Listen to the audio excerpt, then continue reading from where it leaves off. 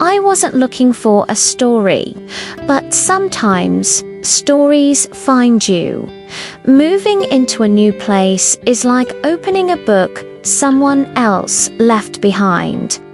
You find traces of their lives in the scuffs on the floor, the faint scent of perfume in a closet, or a forgotten box tucked away in a dusty drawer. That's how I found them. A bundle of letters tied with a ribbon that had long since lost its color. Each one was addressed to a woman named Margaret, from a man who only signed his name as E. As the rain tapped against the window pane, I began to read. The words painted a picture of a love story frozen in time.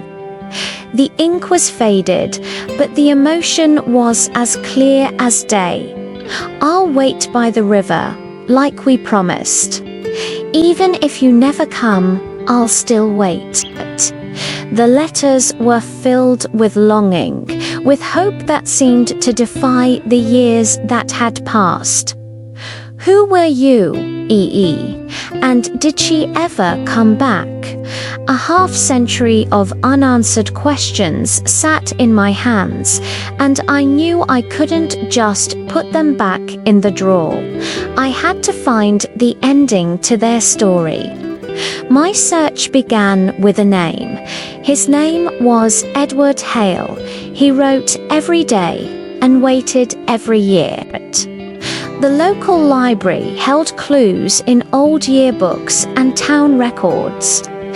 I found a faded photograph of a young, smiling couple from the 1970s, Edward and Margaret. Their happiness seemed to radiate from the old paper. Armed with his name and a decades-old address, I walked through the quiet streets of the small town, my heart pounding with a strange mix of hope and nervousness. Finally, I stood before a small house surrounded by a garden of beautiful, well-tended flowers. I took a deep breath and knocked. When an elderly man answered, I held out the bundle of letters. Mr. Hale, I think I found something that belongs to you. He invited me in, his hands trembling slightly as he took the letters. We sat by the window as he untied the ribbon, the afternoon sun warming the room. As he read, his eyes filled with a lifetime of memories.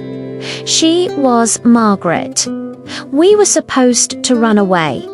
Her family moved her away. I wrote every day. She never answered. Looking at the unopened envelopes, a heartbreaking realization dawned on me. She might have never received them. 50 years of silence all because love got lost in the mail. He had kept his promise, waiting by the river of his memory, while she was swept away by a current she couldn't control. There was one final letter tucked inside an unsealed envelope. He asked me to read it aloud. If you ever find these, I hope you lived a happy life. You were my forever, even if we never met again. A single tear traced a path down his weathered cheek. He closed his eyes, a peaceful smile on his face. Thank you, my dear, for bringing her back to me. As I left his home, the sun was setting, casting a golden glow over everything. Standing by the river they once shared, I understood that love doesn't disappear.